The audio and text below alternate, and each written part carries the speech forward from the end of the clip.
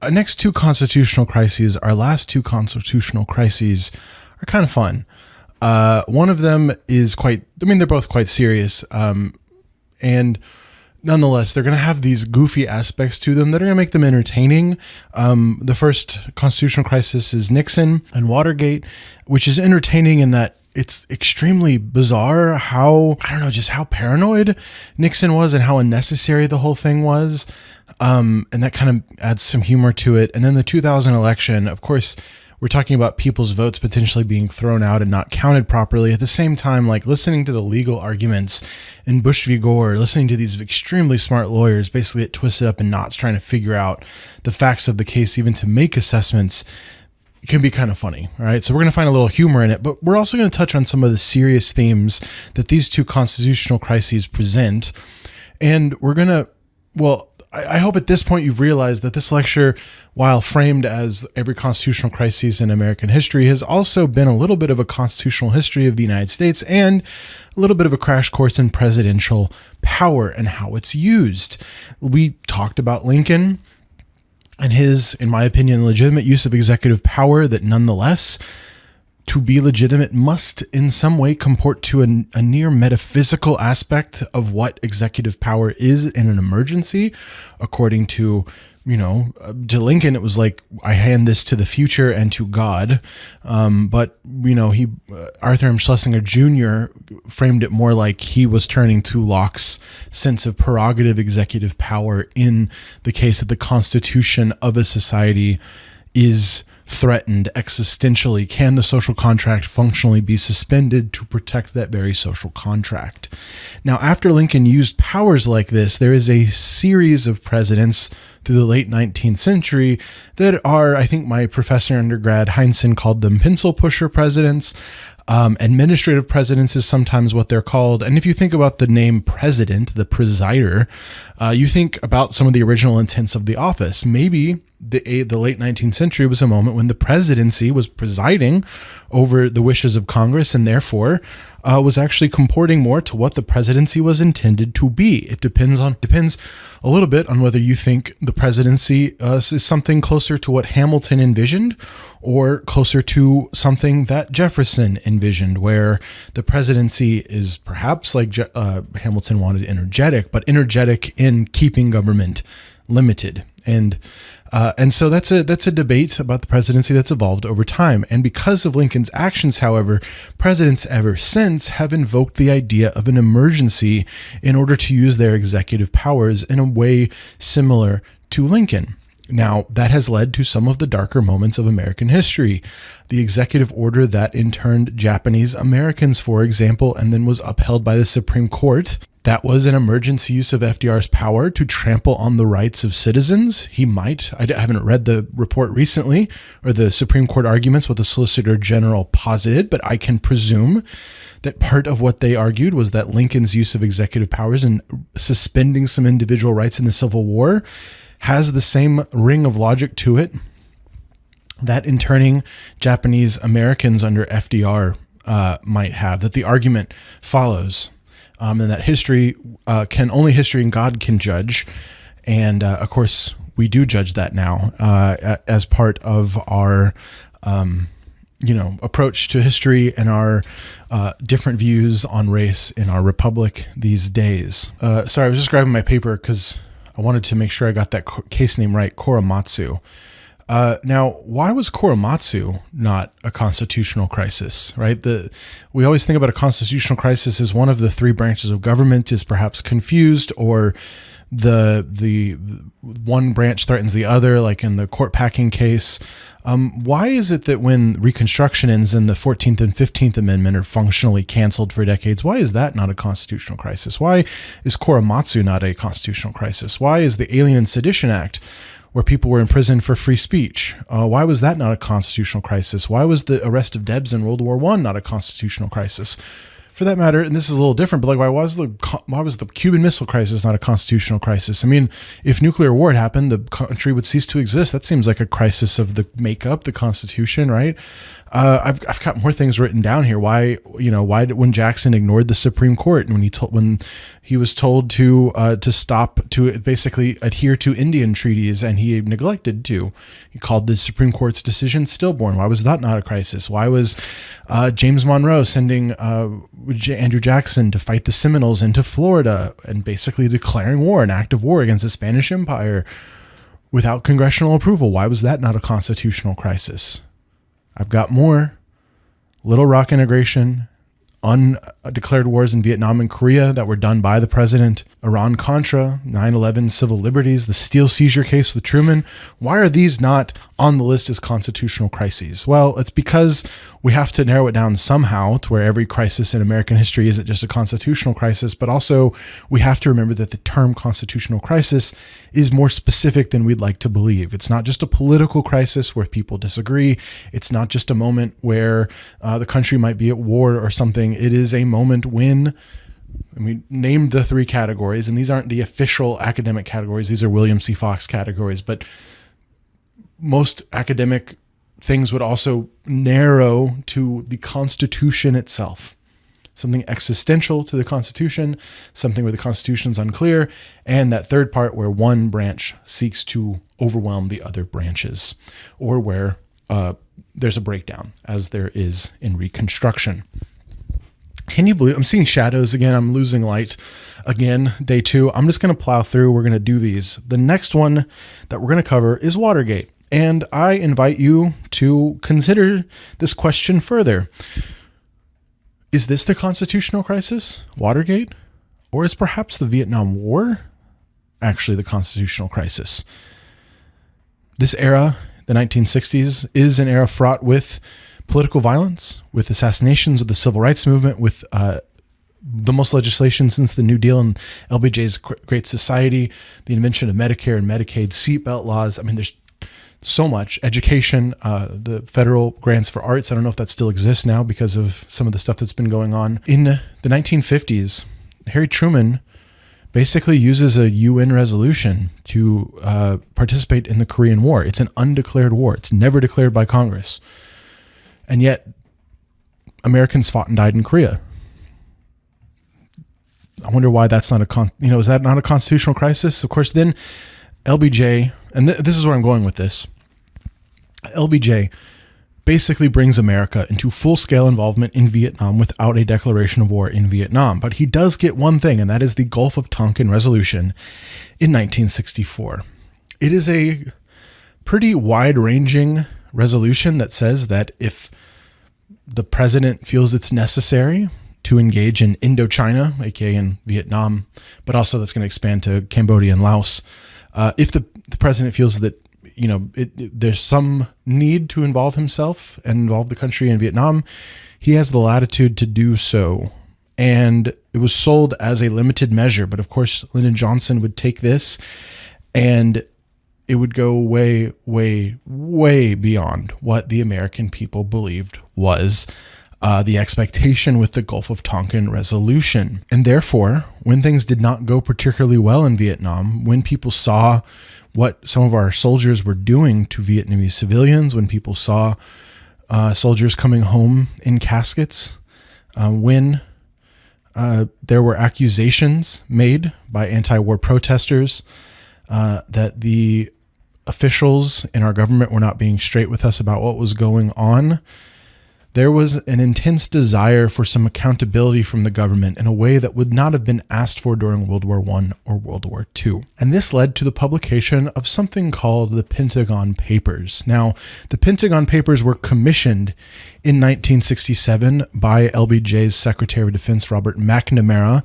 The idea was to have an internal defense Department of Defense report on the events from the end of World War II until 1967 on the buildup and involvement in Indochina, aka Vietnam, Cambodia, and Laos, but Vietnam. The report showed how secretly Harry Truman was helping the French in Indochina in the 40s, how Eisenhower had involved America in secret ways in the 50s and had been misleading, how JFK had sent special advisors to Vietnam in the early 60s, and then how LBJ had really always intended all along to become fully involved in Vietnam. And if I'm not mistaken, some of the report also touches on some of the indiscriminate bombing that went on in Vietnam, and later we're going to have under Secretary of State Kissinger bombing in Cambodia and Laos, etc.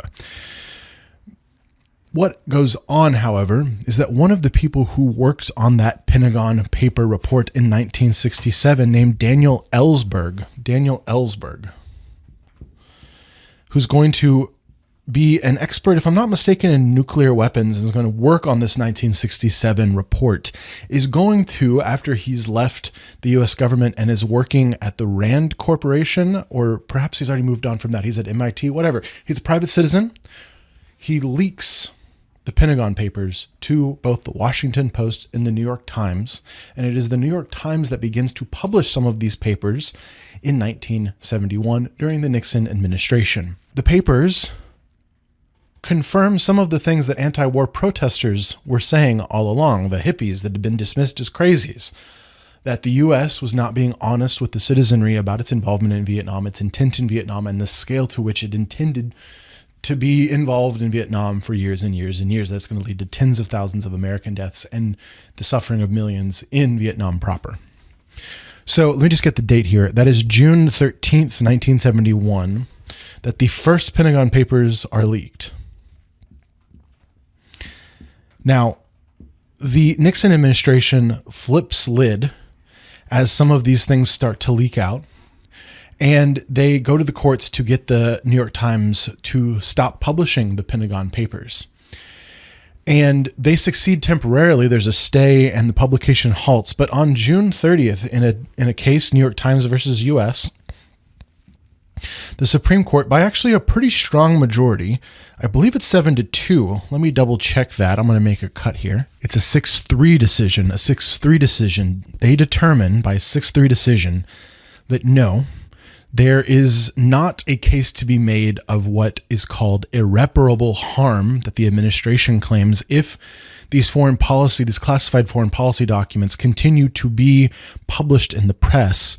There is not evidence of immediate irreparable harm that has been presented to us by the state that would say that we can override the First Amendment and cancel the publication. So if the administration said, perhaps, I haven't read this Supreme Court case, well, let's just be honest, I've never read it ever. I've read about it. If the administration had said, we have evidence that if you publish this specific line of the Pentagon Papers that reveals our spy in the Soviet Union or in Vietnam, they will be immediately killed because they are still functionally operating. Something like that. Maybe the court would have said, New York Times, don't publish that. There is an immediate irreparable harm. The First Amendment doesn't apply to that single line. But what the administration was really doing was saying, for national security reasons, they're being kind of high and lofty, for fear of irreparable harm, don't publish these papers because of American interests and national security. The court did not find that compelling. 6-3 said New York Times can continue to publish these things. So if the courts aren't going to intervene and the media are going to continue to publish things, the Nixon administration, and Richard Nixon in particular, starts to be concerned about what's next. What's next? And so Nixon tells people in his administration, these leaks have got to stop. We got to stop the leaks. Let's put together a team to stop the leaks. And what do they call the team to stop the leaks? The plumbers. The plumbers are going to stop the leaks. So the Nixon administration puts together a group of former CIA operatives, of basically people who operate in the legal gray area of American foreign policy to stop future leaks.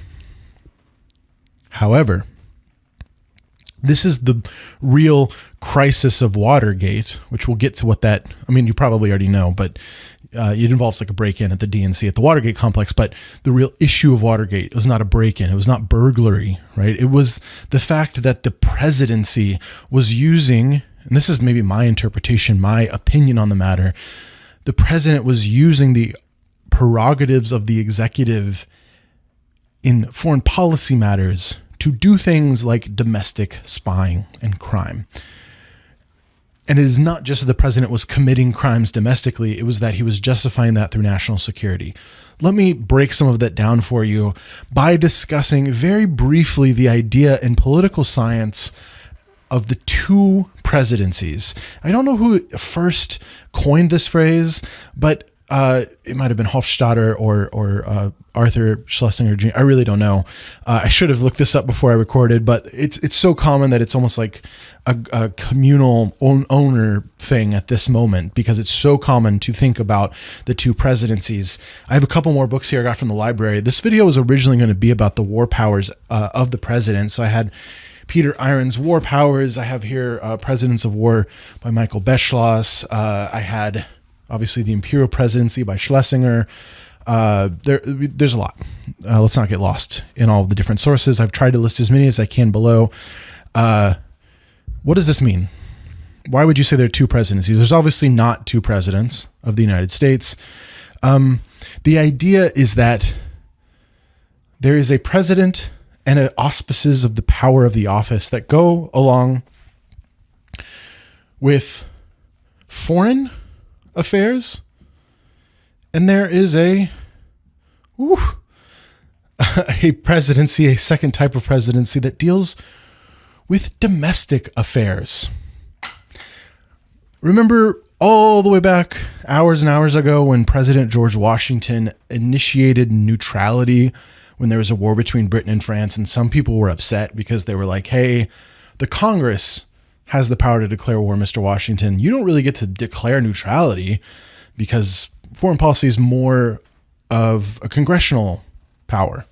And over that administration, really the precedent was set that, sure, declare war, Congress. Consult Congress, of course, it's a shared property, right? Treaties are ratified by the Senate, ambassadors, and etc. These are all things that are the shared commodity of the executive and the legislative. And Madison tells us very specifically in those debates with Hamilton in the newspapers why it's at least a shared commodity, why you wouldn't want the executive to own foreign policy in such a predominant way, because there's a lot of incentives for the president to try to make a name for himself by being the president that perhaps is imperial, right?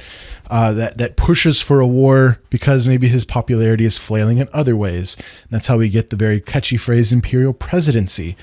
It's also about the fact that over time, it's not just after the Washington administration that, foreign policy kind of drifted towards the president to set the tone and the pace, but that over time, and particularly in Korea and Vietnam, the presidency predominated foreign policy so much that the president could functionally present Congress with the war and say, well, you can fund the troops, or, we'll blame you for not funding the troops. But the war's already happening, so deal with it. It's a fait accompli. Only thing similar that might have happened in history is when, James K. Polk presented Congress with such an incident at the Mexican-Texas disputed border that then led to the Mexican-American War. And because of that development over time, because the presidential powers when it comes to foreign policy became so much more of the default over the decades, the constitutional structure in the Constitution didn't change, but the constitutional practice in the country changed over time. We saw that what happened was that the president became not just predominant, but preeminent. I don't actually know if that word is more extreme than predominant, but you get the idea. The president became the emperor in a way when it came to foreign policy. And we just talked about FDR, right? FDR got smacked down with domestic stuff when he tried to pack the court. Because it was the expectation that the president doesn't legislate, the Congress legislates.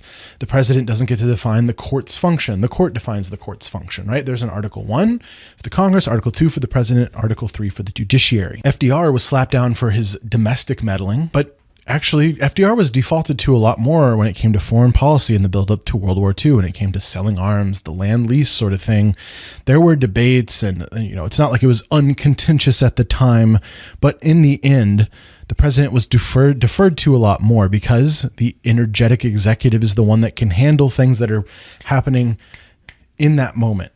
right? When it comes to foreign policy, if an army is attacking, you don't have time to debate it in Congress. The president simply gives the order as commander in chief and repels that army, right? So we get this dichotomy of the foreign policy president that's so much more powerful than the domestic president dealing with domestic politics. But Nixon, and he's not the first, but this is one of the more pronounced moments in American history where this happens, begins to blend these things. He begins in Watergate to use the foreign policy prerogatives of the president to mess with the domestic politics of the country. What does that look like? Daniel Ellsberg, the nuclear expert MIT who leaked the Pentagon Papers. The government knows it was him. The plumbers are brought in, some of these shady characters, to stop future leaks. What do? Well, I didn't forget. I just need to look up the date. September 3rd, 1971. The plumbers break into the offices of Ellsberg's psychiatrist. They break into his psychiatrist's office to see if they can dig up any dirt. Nixon wanted the dirt on Ellsberg. He wanted to besmirch his name. He wanted vengeance. He had an enemies list. Nixon was a strange man. He was born in California. He played some football. He was a Navy veteran in World War II. He entered Congress, I believe, in the 40s and then served as Eisenhower's vice president, lost the presidential race in 1960 to JFK. The last election where I believe both candidates visited all 50 states while campaigning. Pretty cool. Of course, now they just all focus on swing states. They had a great debate at a studio that when I interned at Meet the Press in graduate school, actually, the studio we broadcast from on Sundays was the location, I believe, of the second Nixon-Kennedy debate that's so famous in political science circles for the distinction between radio and television and how it was perceived and the debate around whether that distinction is actually real. I am getting too lost in the weeds here. Nixon lost that race in 1960. Then he ran for governor of California, lost that race. And I don't want to psychoanalyze him, but it kind of felt to Nixon that he was being thrown off on a personal level. And in fact, when he lost the governor's race, he gave some quote to the media of like, now you guys can't beat up on me anymore. So he had this feeling that he was beleaguered, that everyone was against him. And he carried that with him into the White House then through the 1968 election, and then until his actual resignation at the end of this whole scandal, that the whole world was against him, that the walls were always closing in, even before the walls were closing in. In this case, he's so paranoid that he wants to find the leaker. He's micromanaging, going into the psychiatrist's office of someone who leaked some national security information to try to find dirt on his mental state. Now, could this be portrayed as a necessary action for national security? I mean, intellectually, honestly, no, but maybe, right? Because Ellsberg released some national security information. And so besmirching his name is preventing that from continuing or happening again. The point is that national security is being used here to do domestic political spying. It is violating the right in the Fourth Amendment to not have, illegal searches and seizures. Fast forward a little bit close to a year, June 17th, 1972, the most infamous incident that kicks off the Watergate Scandal, 1972. This is during the campaign of 1972. 5 men are arrested at the Democratic National Headquarters at the Watergate complex. 5 burglars. They had on them audio tapes, wiretaps. The plan was to listen in on the Democratic Party during the election of 1972 on behalf of President Nixon. The committee to re-elect the president, which got the great name CREEP, was involved in this as well. Again, I point out to you that spying on your domestic political opponents is not a matter of national security. And yet, when this all starts to come to light, it is national security. It is that first foreign presidency upon which Nixon is going to mount his defense. Now, Who orchestrated the break-in at the DNC? G. Gordon Libby, who was a former FBI and part of the committee to re-elect the president. E. Howard Hunt from the CIA and the leader of the Plumbers. They're paying cash basically to people to go install these, surveillance devices and to break the law.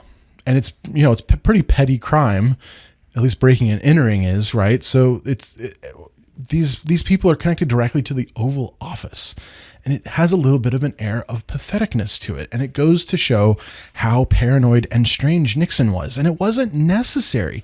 Nixon won in a massive landslide. His landslide was bigger than FDR's was in 1936. He won, 49 of the 50 states in 1972? His paranoia, his use of national security to perpetrate domestic spying was totally unnecessary. It didn't benefit him in the slightest. And of course, it is going to be his downfall. Now, there is a smoking gun tape because out of all of this paranoia going on, the president has audio tapes in the White House to record things that are going on. And you'd say this is uniquely Nixon. It's actually not. I think JFK, but at least LBJ had tapes in the White House recording in like the Oval Office, and the ones in the Nixon administration were voice activated. And so there is a tape on June 23rd of the president of the United States, Richard Nixon, telling his chief of staff, H.R. Haldeman, to have the CIA call the FBI to tell them to stop investigating the break-in at the DNC. Now, think about this for a second. The FBI is the law enforcement domestically. The CIA is an arm of the foreign policy of the United States. Therefore, to stop the FBI from investigating a break-in, the president is telling his chief of staff to have the CIA, a foreign policy institution, tell the FBI, hey, stop digging into this. It's a matter of national security. February 7th, 1973, after the election, after Nixon is given his second inaugural address, the Congress intervenes to investigate the break-in at the DNC. In a vote of, I believe, 77-0, they create a select committee to investigate campaign political activities during the 1972 election to try to get to the bottom of what happened. It's a committee that is split between Democrats and Republicans. There are 4 Democrats and 3 Republicans. At the same time that this is going on, there is a letter that is sent to a judge named Sirica. Judge Sirica. The men who broke in to the DNC headquarters have been tried, and Judge Sirica, who's kind of known as a tough boy, tough guy, he insinuates heavily to all of those convicted, I think there's something else going on here. You should tell me if there is. I think you've all lied to me. I think there's a bigger story here. I want to know what that is. And so one of the people that was convicted about the break-in, his name is James McCord, writes to Judge Sirica, and he writes 2 things. One, he says that during their trial, there was political pressure applied to them. And 2, there was perjury committed during their hearings and trials. I will state the following to you. Quote, I will state the following to you. And then 1, political pressure. 2, perjury committed. The suspicion starts to circulate. There starts to be a feeling that these domestic issues lead back to high places. Now, whether they lead all the way up to Richard Nixon yet is not known, but the select committee in the Congress is now going to start collaborating functionally with the judiciary to try to get to the bottom of what has gone on. And in April, the select committee receives a letter from Richard Nixon that says, when you subpoena members of my administration to come talk to you, I'm happy to have them come talk to you at the, this select committee. I'm happy to have them even be broadcast on television, but there is executive privilege that I am claiming over their testimony under the auspices of national security. Executive privilege being the ability of the president to basically tell his confidants in the White House, don't say things to the Congress. This is a novel idea. and it is one that is going to become contentious over time as the president claims executive privilege over and over and over again to stop the investigation of the Watergate break-in and the investigation of the break-in at Daniel Ellsberg's psychiatry office. It is going to become part of the articles of impeachment about obstructing Congress, and it is going to become the subject of a Supreme Court case that is going to be decided towards the end of the Watergate scandal. As this whole thing kicks up on April 30th, some members of the administration are going to resign. So we're now into April of 1973. Several preeminent members of the administration that have been intimately involved in all of this, in the plumbers and in these illegal activities, Haldeman, Ehrlichman, and John Dean, are going to resign from the administration. And it is John Dean who is going to reveal later in testimony to Congress a detail that blows the lid off of this whole investigation. It is John Dean who goes before the committee and implicates Richard Nixon directly. He says, "I resigned because Nixon wanted me to fall on the sword for him and take the blame for this controversy." Not long after that, which I believe that's June 1973, in July 1973, the Senate Select Committee learns from one witness that there are tapes of conversations in the White House.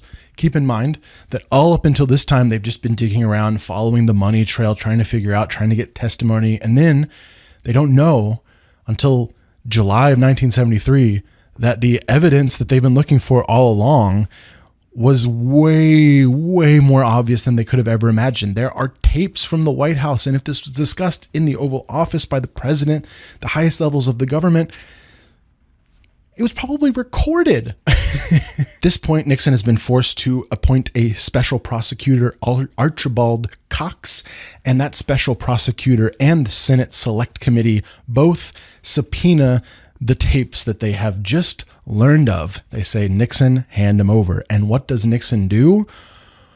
He says, "No, executive privilege. I don't have to hand over the tapes." And guess who gets involved in this? Judge Sirica, who in August of 1973 says, well, you don't have executive privilege when there's just a domestic crime involved, right? Like, this isn't about the prerogatives of your office as president of the United States, either foreign or really domestic. Like, you can't just say, oh, executive privilege to cover up a crime. You can't do that. We need to see the tapes, Judge Sirica says. And this is when we get to the Saturday Night Massacre. The Saturday Night Massacre. Let me write that down. I'm going to make a cut. Saturday Night Massacre. This is October of 1973. In October of 1973, President Richard Nixon orders his Attorney General to fire the special prosecutor Archibald Cox. The Attorney General declines to do so and resigns. The Deputy Attorney General is asked to fire the special prosecutor by Nixon. That Deputy Attorney General also declines. It then goes to the Solicitor General, if I'm not mistaken, Robert Bork, who reluctantly decides to go ahead and follow Nixon's order and fire the special prosecutor. But this does not satisfy anyone when news of the Saturday Night Massacre, of course, it's just about firing. It's Nixon trying to fire the special prosecutor to stop this investigation, to stop this subpoena into the tapes, to claim control, you'll notice, of the executive branch. The Justice Department is part of the executive branch. So why couldn't Nixon fire this special prosecutor? Why not? Isn't that within his power? People who advocate for unitary executive theory today would say, most likely, yes, it is within his power. The Justice Department is functionally an arm of the executive branch. Not functionally, it is part of the executive branch. It is under the president. The president can do with that administration, with that department as he likes. And therefore, if this were to play out again today, unitary executive theorists would be like, it's fine. It's all good.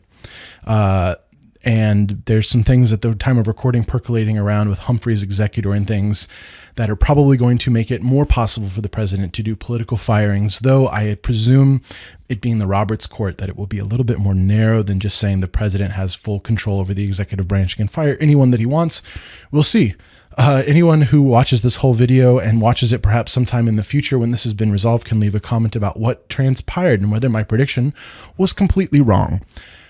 Nixon is saying, I can fire my special prosecutor because he's in my administration. He's in the executive branch. That doesn't satisfy anyone. And when word gets out, of course, it blows up in the media that Nixon has fired the special prosecutor who is investigating him. There is a tremendous amount of pressure for him to appoint a new special prosecutor, or for the AG to appoint a new special prosecutor. And a man named Jaworski is appointed the second special prosecutor in the case of Jaworski, the Watergate Scandal. And I believe he was appointed in November of 1973, November 1st of 1973, the new special prosecutor, Leon Jaworski. Yes, sir. In February of 1974, then the House Judiciary Committee does something pretty intense. The House Judiciary Committee receives from the full House a vote of over 400 members of the body to consider articles of impeachment for Richard Nixon. Something reeks. Something is wrong. He's declined to participate in the investigation. He has tried to stop the investigation into these break-ins. He has claimed executive privilege when we suspect that we're just dealing with some sort of just normal crimes. It's not a matter of national security. You really shouldn't be claiming executive privilege insofar as that even exists. Something is wrong. You've obstructed the courts. You've obstructed Congress. You've abused your power. The Judiciary Committee in November 1974 starts to draft up articles of impeachment, in part to put pressure on Nixon to finally release the tapes. About a month after this, Nixon is named as an unindicted co-conspirator among those who are being prosecuted now for the break-in and cover-up of the Watergate complex. And then on top of that, Nixon finally does kind of comply with the subpoena for the tapes. He puts out edited transcripts of the tapes with large chunks missing. And if I'm not mistaken, it's like 18 minutes. And it just happens to be the 18 minutes where the smoking gun would lie, with him telling H.R. Haldeman to tell the CIA to tell the FBI to stop investigating all of this stuff. Of course, the investigators in the Congress don't know it at this point, but they know that there is a missing part of the transcript, an edited transcript. And again, Nixon says, executive privilege. This is part of protecting my branch. This is, he doesn't use the phrase unitary executive theory, but he says, it's my branch, my rules, my privileges. Stop me if you can. Well, they do. The matter of the tapes goes all the way up to the Supreme Court of the United States. On July 24th, 1974, the United States Supreme Court intervenes in an 8-0 decision, a unanimous decision against Richard Nixon, and they say, release the tapes. And they acknowledge that there might be such a thing as executive privilege. Perhaps there's such a thing in that first presidency. This isn't the Supreme Court talking, this is me. Perhaps you could justify hiding some information for the good of national security. You don't necessarily want to, be transparent about where every nuclear weapon the country possesses is located, right? So you might, if you're subpoenaed to release the location in the nuclear codes, you might say, executive privilege, national security. I can't do that. The Supreme Court doesn't use that example, but they acknowledge in their decision there might be such a thing as executive privilege. However, they say, quote, we conclude that when the ground for asserting privilege as to subpoenaed materials sought for use in a criminal trial is based only, that's a key word there, only based on the ground of generalized interest in confidentiality, it cannot prevail over the fundamental demands of due process of law in the fair administration of criminal justice. So if you, Mr. President, just say that you have privilege because of confidentiality, because of generalized interest of the country or of the executive branch, that's not good enough. The bar for privilege must be higher. You must release the tapes.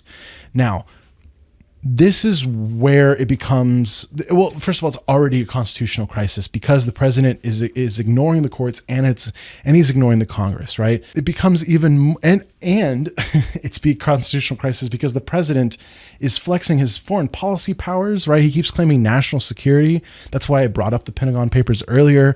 He's conflating his office's foreign and domestic policy quite early and often in this procedure. That's another reason I think this is a constitutional crisis, because he's evolving the presidency itself.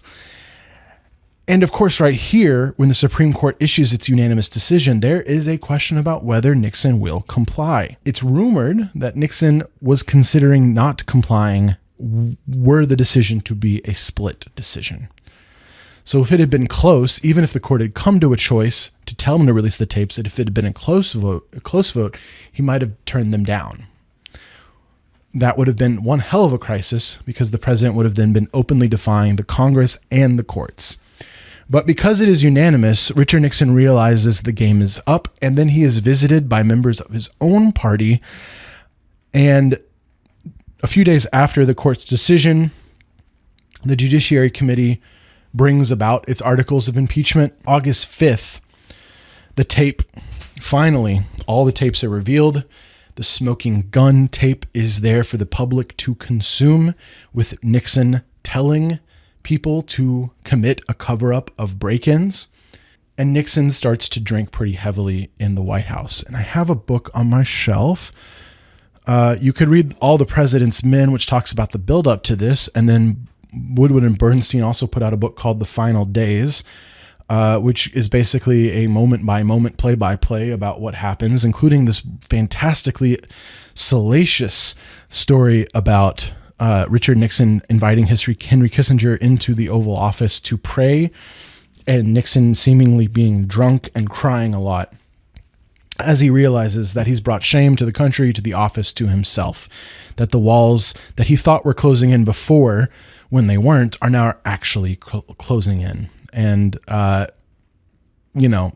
it's a nasty bit of business. On August 8th, 1974, President Nixon goes on TV and tells the country he will be resigning, and he will be the first ever president to resign. The next day, August 9th at noon, handing the presidency over to his vice president, Gerald Ford, who was not elected with him. In 1972.